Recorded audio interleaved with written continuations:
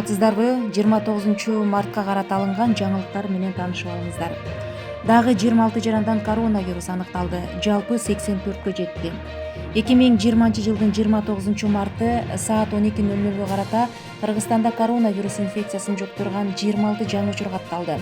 Бул тууралуу өкмөт үйүндөгү брифинг учурунда Саламаттыкты сактоо министрлигинин штабынын жетекчисинин орун басары Касымбек Мамбетов билдирди. Ошентип республикада коронавирус инфекциясынан улам ооругандардын саны 58ден 84кө чейин өстү.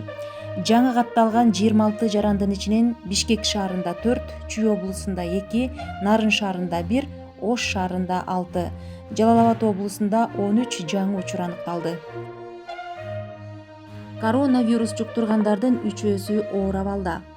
COVID-19 диагнозу коюлган жарандын 3-өсү оор абалда.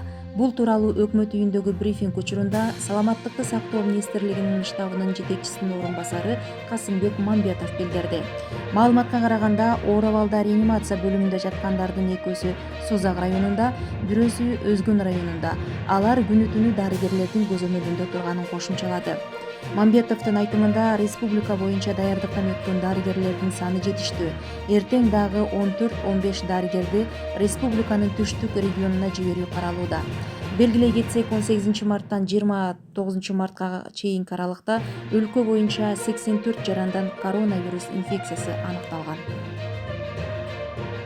Казакстанда вирус жуктургандар 260тан ашты.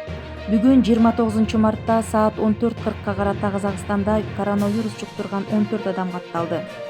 Анын ичинен 11 учур Нур-Султан шаарында, 3 учур Алматы шаарында аныкталганын Саламаттыкты сактоо министрлигинен билдиришти.